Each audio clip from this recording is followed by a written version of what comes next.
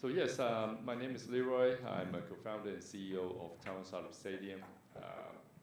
So before I talked about the content, it's a small crowd here, but can I get a raise of hands? Who are startup founders here?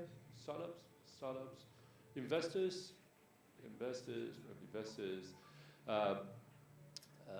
So can I ask one thing? Why are you interested? Anyone? Why are you interested in Taiwan market? Interested in Taiwan market? Okay. So I'll briefly introduce Taiwan. So can I get a show of hands who have not been to Taiwan? One. Okay. All right. So first of all, just a very quick intro. I think it's important to understand what Taiwan is. So a lot of people associate Taiwan with Taiwan 101, the really tall building on the right-hand side there. Also, Taiwan is known to be the first Asian countries to legalize same-sex marriage. So we are quite a liberal crowd within Asia. Taiwan is also known for the night markets, right? The food and so on, and of course the culture, the temples, and a lot of motorbikes. But that's not all. And I think one of the things that a lot of people, when they think of Taiwan, they think of these things. Night market, great outdoor, but there's so much more to it. And hopefully today I can introduce and talk a little bit more about Taiwan. So just some numbers, right? I mean, these are all these surveys, and we can all interpret what these surveys mean.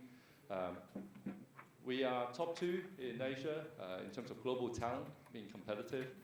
Taiwan, there's a strong workforce. Not just they are strong in terms of their, Taiwan has this really strong DNA of making things, right? So whether that's hardware or software, but also the labor cost is very competitive. Whether that's a good or bad thing, but generally you can find very strong engineers, programmers in Taiwan. And again, generally speaking, they are very loyal to the company, so they tend to stick with the company a little bit longer. Smart city, great quality living. In terms of the G index, Global Entrepreneurship Index, we're top 3 in Asia Pacific.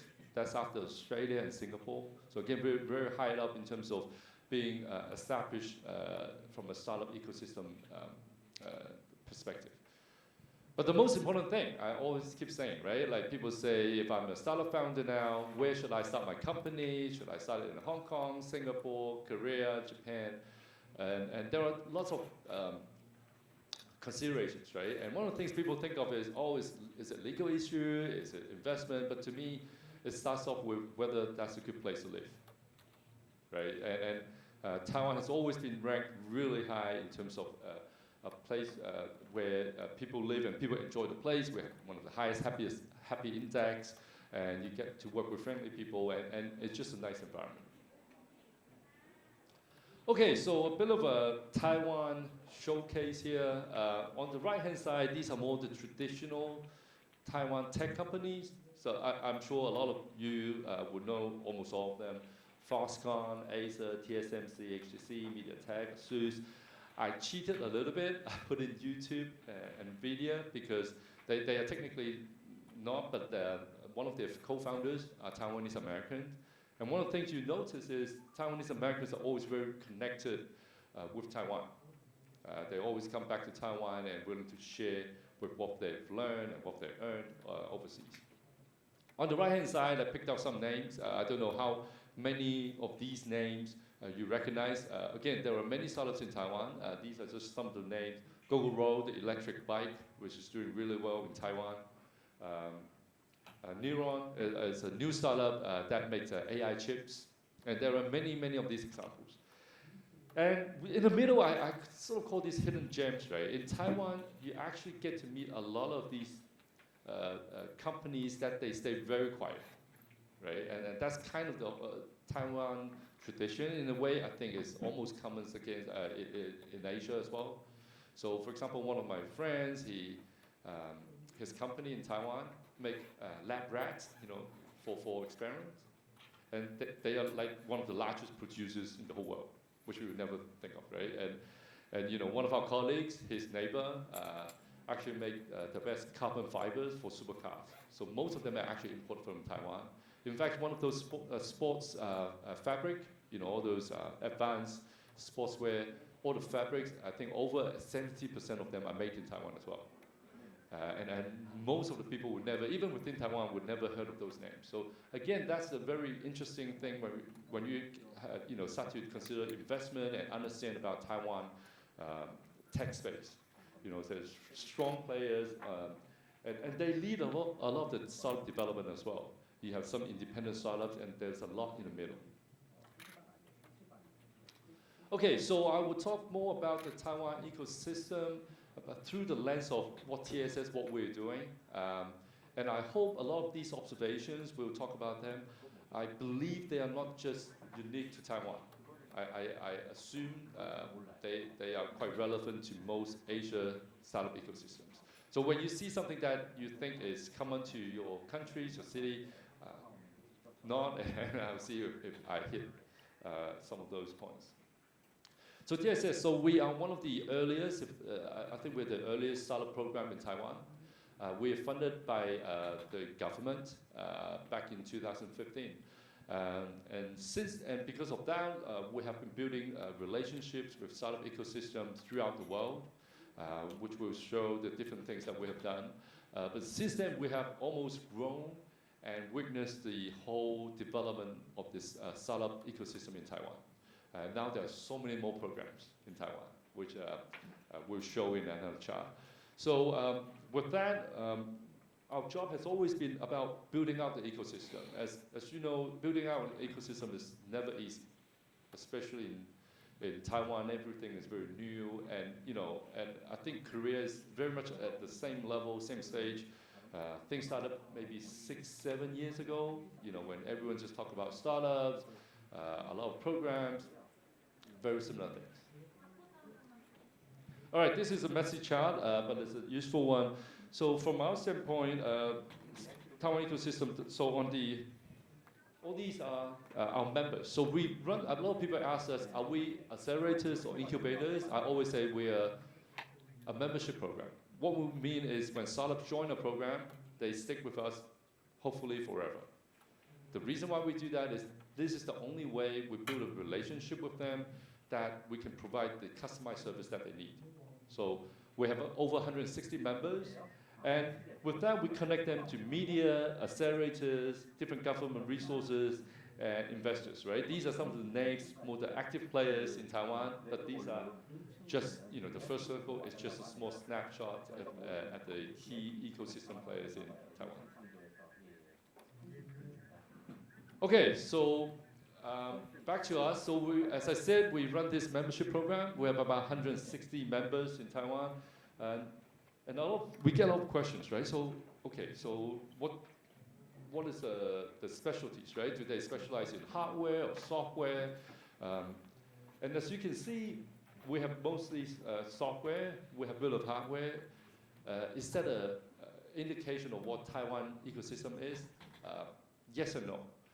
Yes is because we, as I said, we were the first program, right? So when we first started, we recruited a lot of teams, and we sort of grown together with them, right? So these are not, this is not an accelerator program, so they stick with us. So as you can notice, just like any sort of ecosystem, usually it started with just SaaS service or being a platform, very generic kind of internet business. That's what you expect. But gradually, all these other things, AR, VR, AI is getting stronger. In fact, some of the key industries in Taiwan, for those investors out there, I would highly suggest you look into the verticals. Of course, everyone talks about AI, IoTs, but the verticals are the key factors, right? What are the key verticals in Taiwan? E-commerce, still extremely strong. A lot of players and a lot of deep know-how in e-commerce. Medical, medtech, biotech, very strong in Taiwan. Another one, agriculture tech. Again, one of the few countries in Asia which is still strong in agriculture. So these are some of the things that I highly suggest investors to look at in terms of when you come to Taiwan and see some of these startups. So with that, I think I talked quite a bit about Taiwan, but with that, I think it's important for all of us here to think, right? what does that mean, right? So I think some of the implications going forward is we should all really broaden the definition of a startup. I think that is key. And I think one of the things Asia, Taiwan included, has really struggled with the idea of a startup, right? And if you ask anyone who is not in the industry and ask them what is a startup, they usually think of two young sort of graduates, maybe dropouts. They work in the garage and build this amazing app, and then they will become billionaires, right? Yes, that's one option. But there are so many other ways that you see in Asia ecosystem that is changing. So I think it's important for us to broaden that definition. For us, it's actually, that's exactly what we've seen, right? We have seen startups that came in and they develop a product, and within the first 2 years, they will have $1 million US dollar contract. Right? Are they startups? Are they not? It's actually very difficult to define what is a startup now, right? And another thing is there's this thing, small business, right? A lot of the startup investment model, I will talk about this later on, this whole unicorn concept. Everyone is crazy about unicorns, and we're crazy about funding, Series A, Series B, and so on and so forth. But if you really think about it, that's only one way of growing a business. It's with a serious rounds of cash. It's super important for certain types of business, but not all, right? So in Taiwan, you see, and in Asia as well, different types of new business, right? You can call them new business, you can call them SMEs, but different types of business, different types of startups require different types of growth model. And it's dangerous for all of us to think there's only one growth model for startup. Last, the demographics of startup founders is evolving, right? Again, if you notice all these tech conferences, maybe in here, NextRise, and all these tech conferences, we go everywhere in the world. I think generally, if you look at the startup founders, their age is getting a little bit older, right? They come in with a little bit more experience, maybe corporate experience or otherwise. So I think that is also changing, right? So you get a mix of people instead of just, one type where technologists, young, and just building this one single product. Okay? All right, so another interesting thing is Taiwan, because as you know, Taiwan, we have a population of around 21 million, so by definition, our local market is not that big, so every startup wants to go abroad, and that's actually one of our missions, to help them to go overseas, right? And this is the survey from our startups. So of course they think of US, Japan, Southeast Asia, because most of it is because our program is known as more international. So a lot of our teams, they have founders from overseas, right? And as a result, they have more of a stronger ambition to go overseas. What does that mean, right? If you think about it, right? Outside, within Asia, maybe outside China, outside India, maybe outside Indonesia, every country, the population is probably a bit too small, correct? Whether it's Taiwan, Thailand, Malaysia, Singapore, even Korea. Korea has about 50 million. Individually, the market is never big enough, right, to sustain a massive unicorn-type startups. So I think that is an interesting thing, and that is why we are seeing a lot more soft landing and exchange programs, right? And that is one of the focus that we have been having for the last year or so, is for us to build all these relationships within Asia. I think right now the Asia startup scene is still very much driven from the country level, which is important, right? Because if you look at everyone, we have been working so hard for the last 5, 6, 7 years to build our local startup ecosystem, right? Because we have nothing. Everyone, same thing.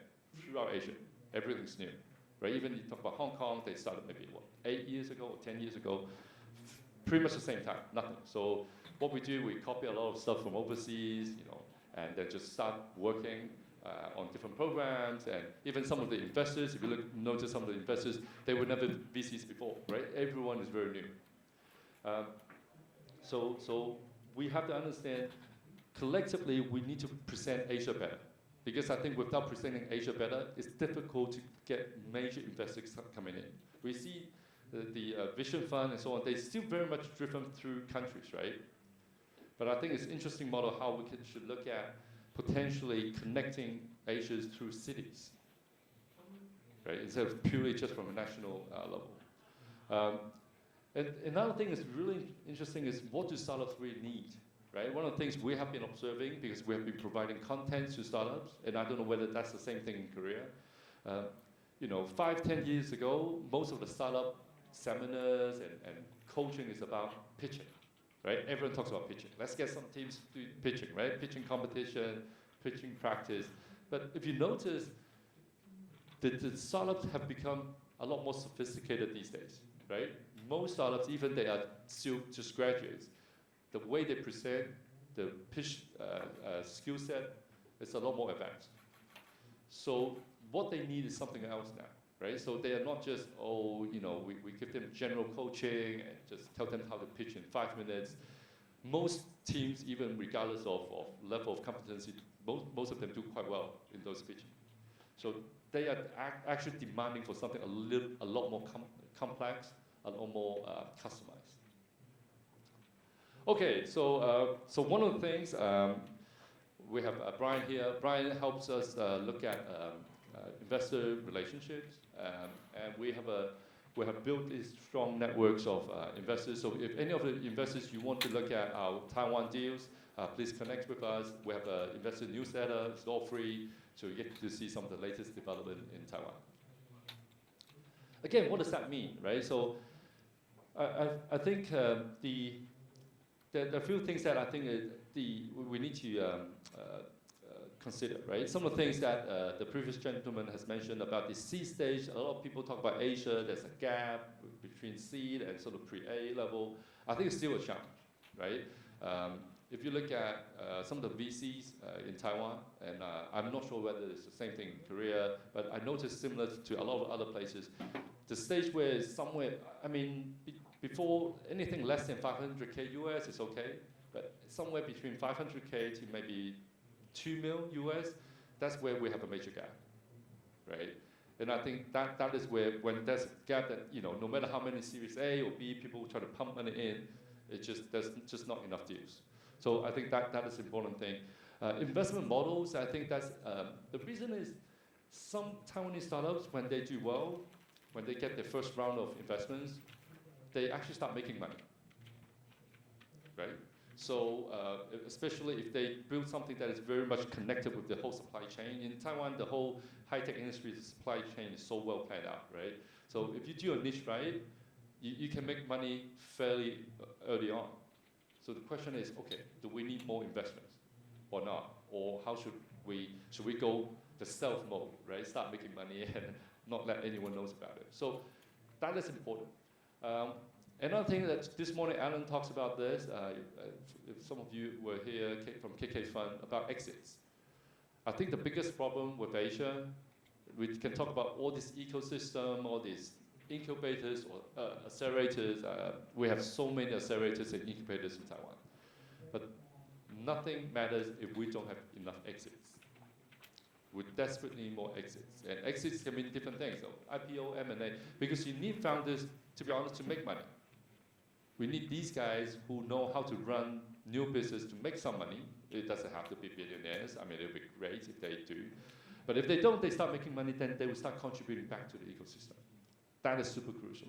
And that is why, as we build out our ecosystem, one of the things we have been keeping really long-term relationships with some of these founders, right? So when they contribute back, sometimes it's through investments, but hopefully it's even more than that, right? So we provide mentorships and coaching and so on and so forth. Very important. And I think having alternative exit strategies is important. So we should not just think about, unicorn is the only solution for all. Mentors, right? So back to TSS. So one of the things we've done is we have been growing our mentors network, and we have mentors not just from Taiwan, but all over the world. We have over 100 mentors now, and provide office hours and connecting them to these people in the industries. All right, implications. I think one of the things, and I don't know whether this is the same in Korea, right? the whole office hour concept is very much a westernized concept, right? So you have this very experienced person, the startup goes in, they will chat immediately, they get connected, they get inspired, and then they will do something really, really well. In Asia, we always have this very a courtesy culture, right? We see someone very senior, we don't know what to say, right? We get a bit nervous, right? And then usually because of the experienced person would be starting to coach the young person. Start saying, oh, this is wrong, you should make money earlier, right? To be honest, if you still have that mindset, that is why I say it's very difficult for Asia to build something like WhatsApp. People talk about business model, I still don't know what's the business model for WhatsApp, right? So that is the sort of new concept that we need to have in Asia, right? Otherwise, how can we have even this simple, basic thing called WhatsApp, right? Another thing is, as much as we get all these mentors, we need to make sure these mentors, as much as all these experiences that they have, they need to know startups are run differently now. Business are run differently now. It's not about being good or bad, it's just different. Teams needs to be more agile. We need to experience things that we don't know before, right? There's no such thing as a 5 years financial forecast, which we all know is BS, right? Like, if you start a business today, if you can write a 5-year financial forecast, it's fake, right? So we need to understand some of these things. We cannot just force some of the old concepts into how business should be run in these days and age. Mentoring, I think mentoring is another thing. I think mentoring is important. If you find someone who is a really strong mentor, it's important.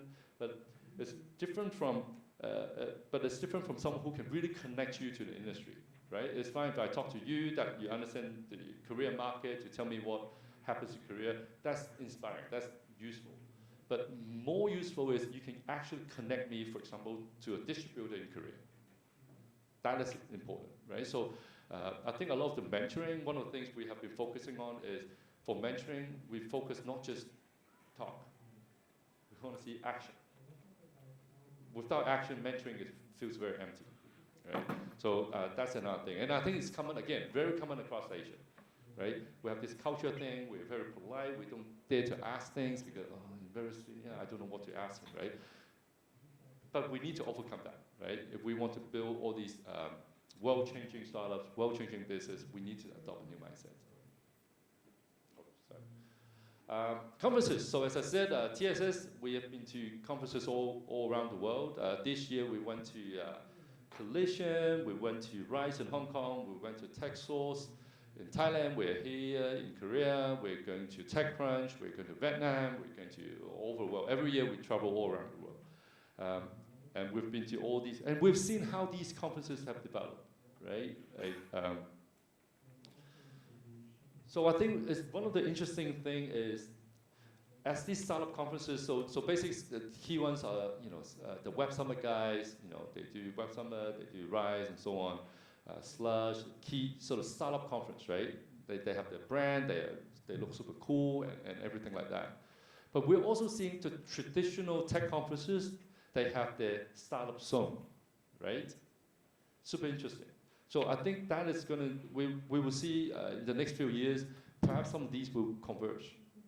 Because generic general startup conference is useful, but we are seeing a lot of competitions, right? Just like co-working space. Everywhere is the same thing. So many co-working space, but not enough community, right?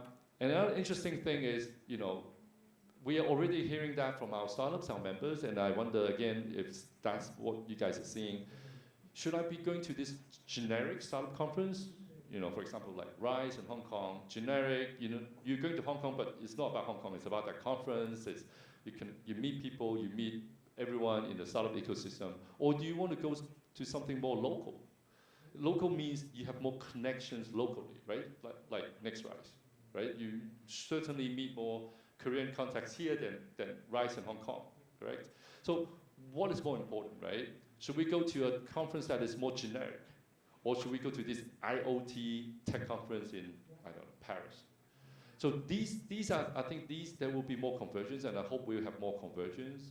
And it's important for startups to decide where to go. 5 years ago, it's very simple, just 2 or 3. Now you actually have a lot more options. And I think there's a need, again, this is, I keep preaching this, and hopefully one day it will happen. We need this Asia conference. We need a conference that have an Asia brand that connects to all these Asian players, and maybe we can host it in different cities every year. It's important, right? Because if we still look at ourselves individually, it's very hard to attract enough foreign capital to be interested in our individual country and our individual startups. So I think if there's I still don't know if there's a sort of this one Asian-focused startup tech conference, and I think that could be really interesting. Okay, community. So we build a lot of our programs. One of the things we spend a lot of time, not just so we do sort of different parties or mixers, gatherings, but we also spend a lot of time creating our content. One of the things I feel like in Asia, when you build out an ecosystem, you get speakers and talk and sharing, but not enough localized content, right? As I said, the way you do fundraising here in Asia is different from US, right? But most of the time when you go to this course, they just teach you the most US way, which you pitch something and people randomly give you $500,000 US. It just doesn't work in Asia, right? So we need to provide content that is relevant, that is customized for Asia, and something that we've been doing quite a lot. So for example, this is something, a bit of advertisement. So we are doing this market entry bootcamp, market entry to Korea, right? So we're inviting key players in Korea to speak, to learn about how do you actually get into the Korea ecosystem. From legal standpoint, from even things like business etiquette, right? You know, little things like how do you shake hands, right? How do you exchange name cards? Everywhere is different, right? I think Korea do it like this or something, yes, right? Japan is different, and Singapore, Hong Kong is different, right? So little things like that is important. And for us, it's amazing, right? So we come to Korea and we meet all these. We have sponsors from Orange Fab, from Kita, and they're so welcoming. They just really help us build this event. And to us, it's the best way to connect with the local ecosystems. It's great. We shake hands. We take some photos. But what's more important is we actually do something together. When we actually do something together, we understand how the culture and everything, how it works. You know, how do we communicate through emails, you know, or online, or on Kakao, everything like that is really important. And one of the things is as I said, customized content. One of the things we have done for four years ago in Taiwan, we decided we would want to do this fundraising, or we call it term sheet bootcamp. It's a 3-day course, but the course is crazy. So what we did was we pulled together basically all the investors in Taiwan, right? We have like over 30 speakers, all the key major investors, startup investors in Taiwan, and all the key startup founders. They come in and teach the course, right? 3 days, and every time the biggest complaints we get after the training is they want it to be 5 days. And we say, no, we don't want to do it 5 days, too long. But we've done 4 times in Taiwan now, but the crazy thing is then we go, okay, does it work overseas? So let's do Japan. You would never imagine like a fundraising course in English in Japan. No, we did it, and it turned out to be fantastic. We did it in Thailand, Bangkok. In fact, we've done it twice, right? This year we're going to Vietnam. We're running the same course, right? What we do, we use the localized content. We get the local investors, right? Local players. So that is the best way for startups to learn. And it's important to look at, another thing is about these events and meetups. In Taiwan, I don't know whether it's the same thing in Korea. There's so many different programs. It's actually difficult because there are too many support, you don't know where to go. That's actually the problem right now we're facing. Too many programs, too many events, right? And every time it's like this happy hour thing, or this pitch competition, too many. For startup, I think if I join the startup ecosystem now, I think it's actually, although there are more support now, it's actually more difficult to get the right support, right? And I think that is why we need, hopefully, again, this is my dream, my vision. Hopefully one day we have more of a shared calendar. So we don't run the same event, at least the big events, on the same day, right? So we need to share, right? A lot of people, when they think in Taiwan or even in whole of Asia, there are too many startup programs, and their logic, the first reaction is, let's consolidate, and I always think that's a wrong approach. There's not time to consolidate yet. We need more resources.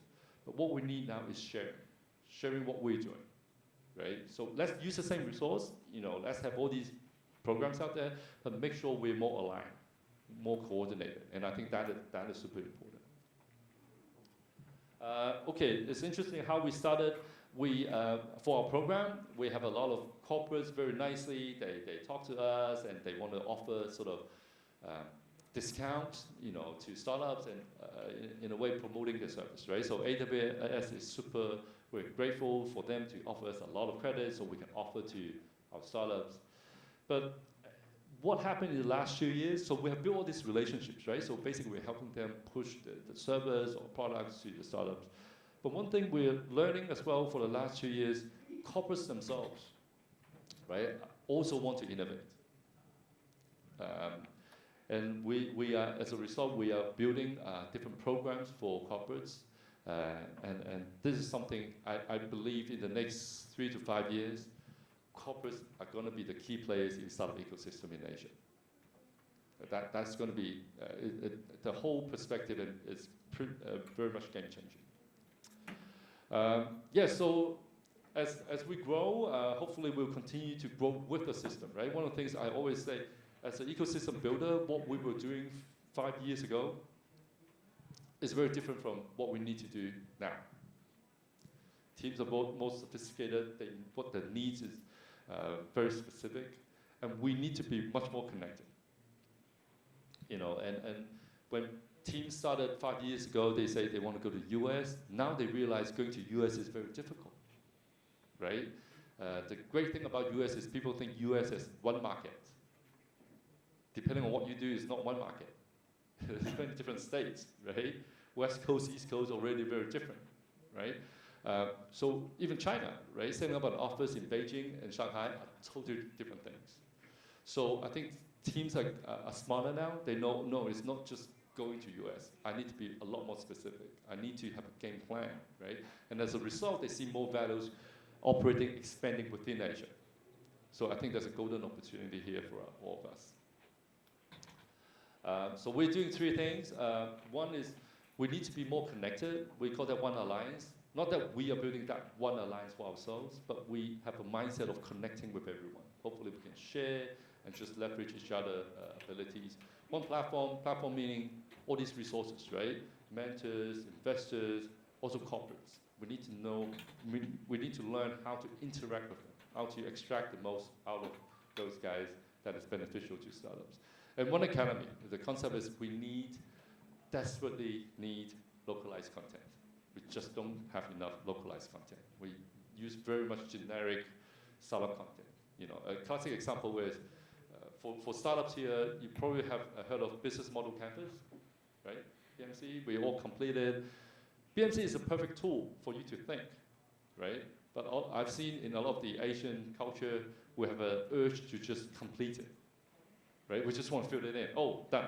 No, that's not the point, right? So we need to understand the Asian culture and how we learn and develop our skill set in a different way.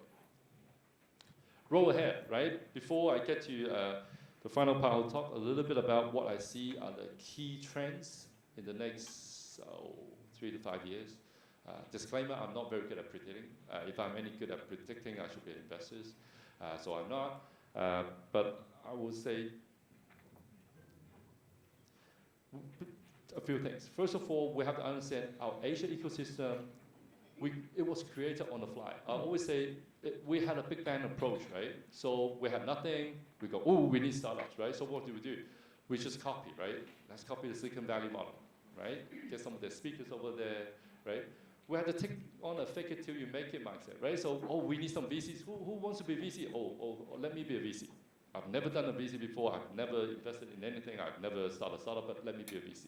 So we have a lot of people just, take on certain roles, right? Because we created from nothing, right? We did not have, if you look at Silicon Valley, they have those tech entrepreneurs back before 2000, right? That was the crowd that make some money and continue and survive through the dot-com bubble and continue that whole thing.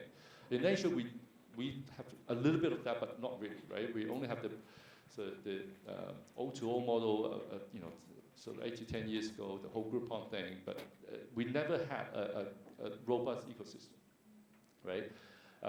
So we had to focus on, our sectors, our city, and so on and so forth. As a result, right, I think all Asian ecosystem, and please correct me when you ask questions, correct me if I'm wrong. I think we're all facing and asking similar questions, right? We're facing similar challenges, right? Like early funding, market size is not big enough. Everywhere you go to Asia, they say the same thing, right? We are, perhaps, as I said, duplicating some of the efforts, right? We are building all these great courses, conferences, but we are not sharing enough, right? Startups have more support, but they don't know what they really need to get. And as a result, if you really think about it, our ecosystem was just like a startup, right? We just, let's build it, right? We don't even know what that looks like, what's the so-called product market fit, we don't know, we just had to build something, right? So that's a fact, right? That's what we are now. So I think there are a few predictions I'll make. I think corporates are the new startups. If you look at corporates, every corporate, they will say, I need to innovate. I don't know one corporate who will say, no, I don't need to innovate. I'll just stick with what I do. No one would dare to say that. The moment they say that, the share price will drop. Everyone say the same thing. But just like startups 10 years ago, 5 years ago, 6 years ago in Asia, most of them, to be honest, they still really don't know what they need to do. So all they do is they set up an innovation program and they go, okay, let's talk to some startups. But as some of you investors or startups know, talking to a startup takes on a different skills because they take on a very different mindset, right? One of the things I always say is back in the 90s, if you're my age, back in the 90s, one of the biggest skills everyone talks about was you need to know IT and business. If you know IT and business, then you will do really well. I believe now the key skills is you need to know corporates and you need to know startups, right? Very different mindset, very different skill set, but they need to work together. So as I mentioned previously, we're working with corporates now, but working with them, we understand there's still a huge barrier to overcome. We know startups wants to match, right? Let meet startups, meet all of them, but what's next, right? Because the key thing is a lot of the corporates, and CVC is the biggest thing, right? CVC drives the majority of the startup ecosystem in Japan, in Thailand, so corporates has a big hand in all this. But the thing is, a lot of times when corporates engage with startups, they have this one goal in mind. They want to solve this one particular solution, right? When you have that in mind, it's not, whatever solution that you find is not going to be that innovative because you've defined your problem set already, right? You're not letting startups drive innovations. You're really just trying to find startups to address your one single questions or issues. That's very different from trying to be truly innovative. Consolidation across Asia, and I think that will happen. I think some of the, whether it's programs, whether it's startups, I expect and hope some of them will merge together. I actually hope some of the funds will work together. Individually, if everyone working on this, their own $20 million US fund is very difficult, right? So I hope and I believe it will happen. There'll be a lot more consolidation. Even conferences like this, right? If we do this together in an Asia sort of brand or image, it's going to benefit everyone. So, and a key one is really, as we look at, this word almost is brought up in every single startup conference, especially in keynotes. How many unicorns do you have in Korea? How many unicorns do you have in whatever, in Taiwan, in anywhere? Unicorns is a great indication of how the startup ecosystem has developed under that as I said, the Silicon Valley model, right? You pump money in, you get it up, dominate that market, win, and then you do something else, right? Because we all know, like, apart from Airbnb, Uber don't make money, Slack doesn't make money. Like, most of them don't make money. They just want to dominate the market and figure out what they need to do. We work, like, don't make money whatsoever, right? But the whole model is built to that stage, get that money to that scale, and then we'll figure out what we need to do. And that's amazing, don't get me wrong. I am all for the whole blitz scaling thing, right? But that should not be the only solution or the only way we look at startups or investments. In Asia, there are so many more of the so-called middle tiers companies that we should design and define ways to invest and support these guys, which works very differently from that Silicon Valley unicorn models. All right, so before we go to Q&A, I'll just quickly introduce some startups. We brought 4 teams over here. They're all downstairs. Please go and visit them, talk to them. So first one is Sell Wine. It's basically a wine storage system, so you can scan and keep your wine. But more interestingly, there are 2 things. They can allow you to do offline storage, so that actually you can easily store your wine, right? They also allow C2C transactions, so you can sell your wine, so create transaction more amongst the wine lovers.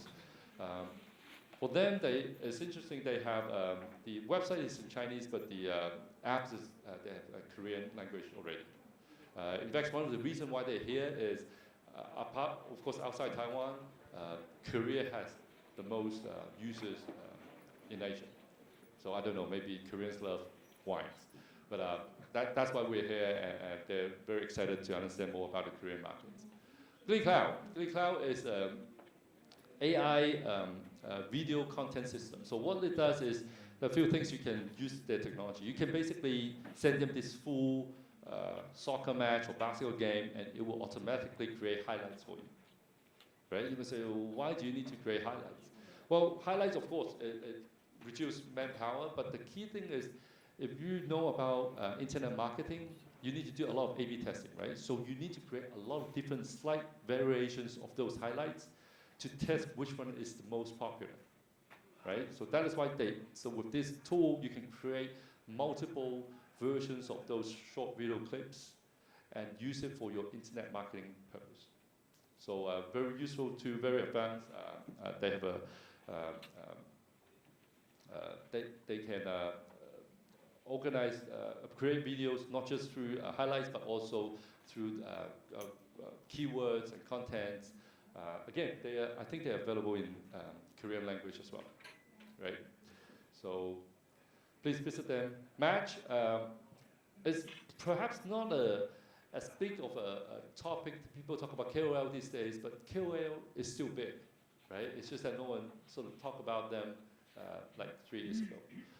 In fact, I think if you want to explore to a local market, it's a much smarter way to engage with KOLs than just through Facebook ads and Google, right? So they basically connect with a lot of the influencers with corporates, right? So if you want to engage with local influencers, local KOLs, this is a great platform for you to use.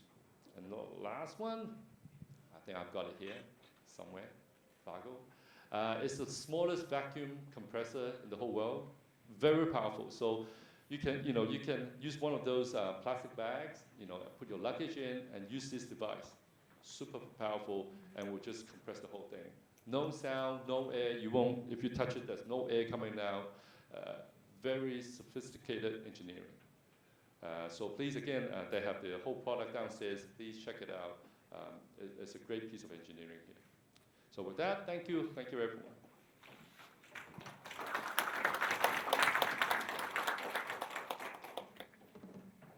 Thank you, Mr. Yao, for your presentation. And personally, I gotta check out those booths for sure. Awesome. All right, let's take a look at the questions we have on Slido.com. Okay, we have some in Korean and some in English, and I'll try to interpret whatever there is in Korean. Okay, It says, one anonymous says, Taiwan is known for having a lot of strong SMEs. A lot of Taiwanese SMEs, are they active in innovation through venturing or outside of Taiwan? Is there an active M&A going for those SMEs? Great question. If this is not written in Korean, I would think it's my team who wrote it, right? Because it's, if you understand Taiwan market, yes, SME is strong and big, right? Do they need innovation? I think what innovation really means in Taiwan and in Asia is the first generations of those business needs to pass on to the second generation, right? If you look at Asia, in the 80s, right? That's when the boom is, the growth is, right? So when you found a business back in the 80s doing really well, you are now maybe in your 80s, right? 70s, 80s, 90s. So you're technically about to leave this world, right? So there's a huge demand to pass that on to the next generation. The problem is if your business is still running the way it is, it still makes a lot of money. It's not, the second generation would not want to take it, right? Because they're educated at Harvard, Stanford, they come back, go, I don't want to work in this factory. So I think if we look at innovation in a broader sense, if we do this right, I think that is a real thing of connecting with those traditional business. And I think that is super vital. M&A activities, very strong in Taiwan.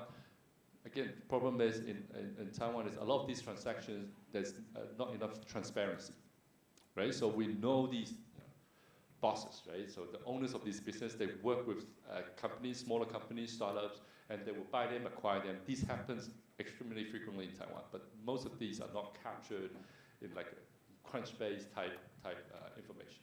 So yes, they happen. It happens a lot. It's a key industry. But one of the things I said about broadening the startup definition is hopefully we can embrace them, so we don't, they don't think of startups as these sexy, cool, but it's everything.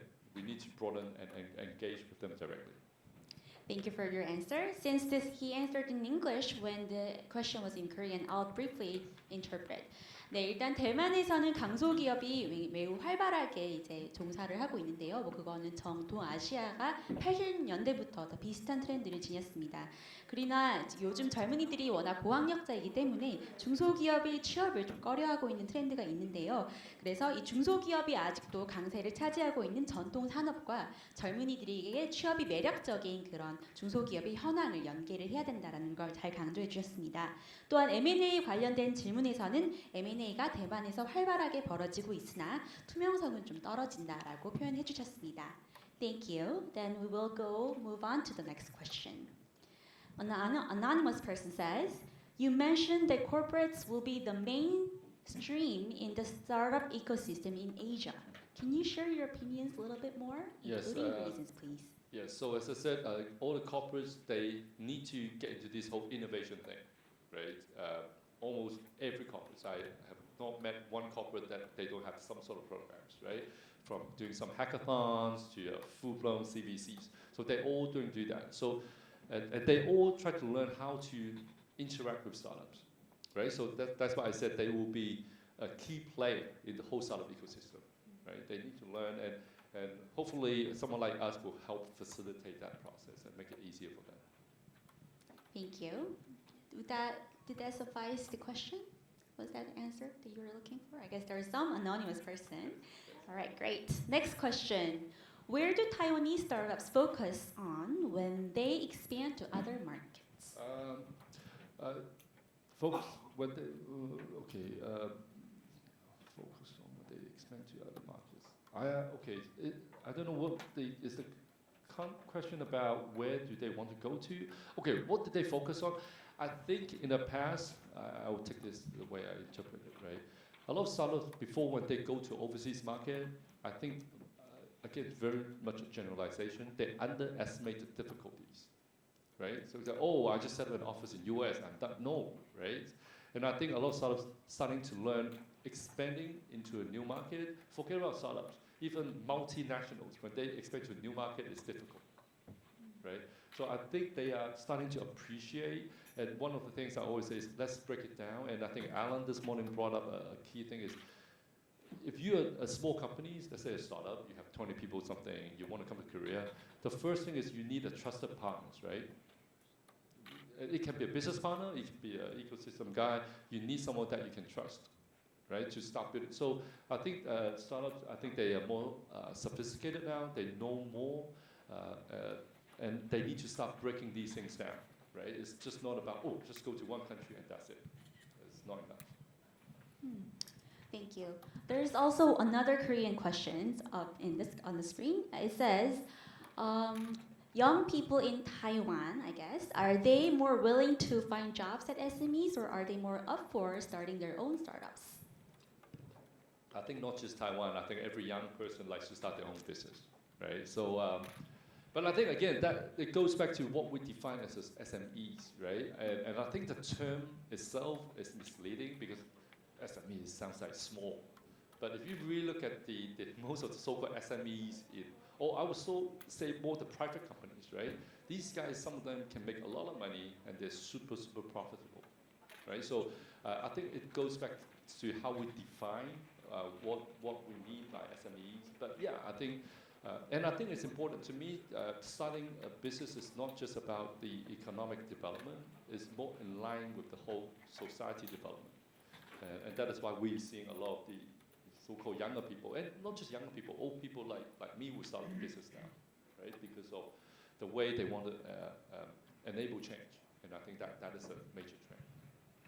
네, 일단 그 중소기업이라는 표현이 영어로 SMEs인데요. 여기에는 이제 강소기업이라는 표현도 있긴 한데 보통 중소기업으로 많이 쓰입니다. 그래서 이제 저희 연사께서 중소기업이라는 표현 자체를 한 번 더 재고를 해봐서 중소기업 중에 강소기업으로 많은 수익을 내는 회사가 있다. 또 그런 경우에는 상황이 달라지긴 하겠지만 전체적으로 젊은이들은 더 창업의 열정을 지니고 있고 또 이런 창업을 희망하는 것이 사회적 트렌드이다라고 요약해 주셨습니다.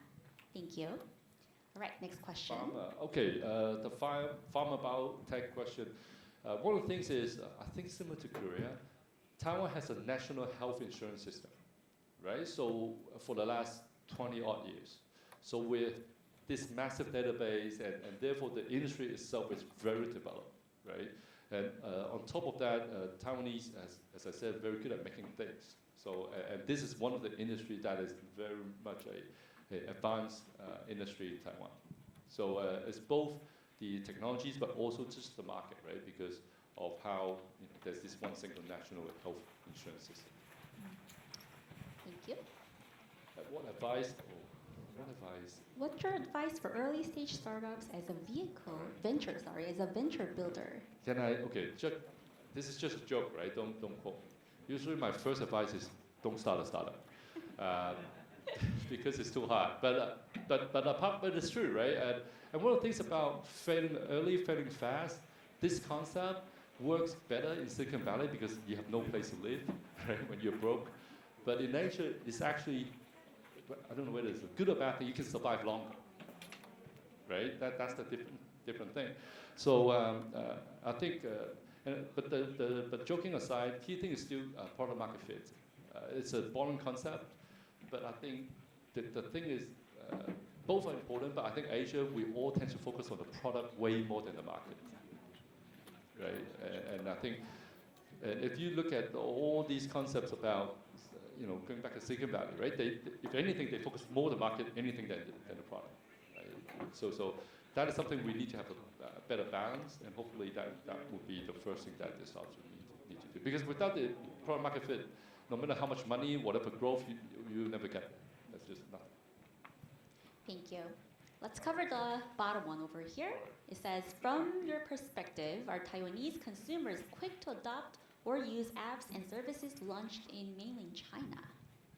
It's right here. Yes. I don't quite understand. So, for example, Taiwan, the major app is Line. Right, but WeChat, it's not an official account, but I think WeChat is close second. Then maybe WhatsApp.